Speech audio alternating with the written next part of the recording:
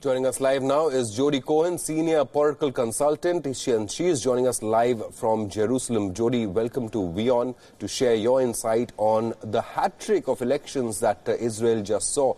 Benjamin Netanyahu, the sitting prime minister, seems to have emerged victorious. How many percentage of votes have been counted, and is this result final as of now?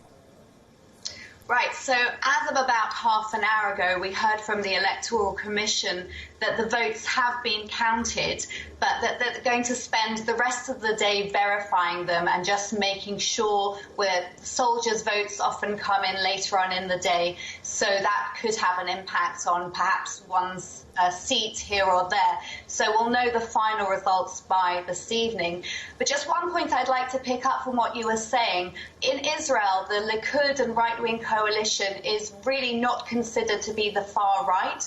It's really considered to be the mainstream, and a lot of the policy of the Likud coalition is very similar in many ways to blue and white, which is why many people found, it's quite difficult, it's hard to find a way through because the parties are quite similar, and yet on matters of principle, some are saying they won't sit with some minority parties and others are saying they won't sit with other parties, which is why it's been so difficult across these three elections to form a coalition government. And people are very much hoping that they can break the deadlock this time and be successful in forming a coalition government.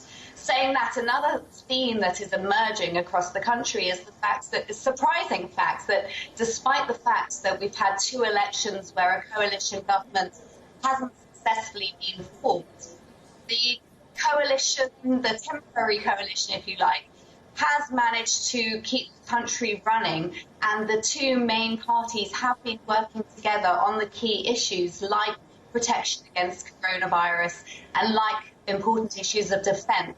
And that has been something that has surprised a number of people as well. Right. So celebration certainly in the Netanyahu camp, but does Netanyahu and his allies have the numbers to cross the majority mark? Because that's the big question. We've seen two elections in the last 1 year in Israel, and this is the third one. So is there a possibility of a fourth election, or do they have the numbers to cross the majority mark, and what role is Lieberman expected to play? So that is the question. We were hearing reports last night with the exit polls that Likud and the right-wing and religious parties together would be able to get 60 seats. As of right now, we're not sure if that's 59 seats or 60 seats. And that's significant. If it is 60 seats, if you look at the two elections ago, they were in exactly the same position with a coalition of 60 seats, and the magic number is 61. So they were one short of being able to form a functioning majority government. Whether or not they'll be able to perhaps get somebody from another party, perhaps somebody from the right wing of blue and white to defect, that's potentially one option. On the one hand, anybody who would defect from blue and white would be seen as, a traitor from that camp, but a hero to many in the country who just want to do whatever we can to avoid a fourth election. We'll wait to see if that happens. As you said, Avigdor Lieberman plays a key role. He is projected to get 6 or 7 seats in this election, and he has a central role as potentially being the kingmaker.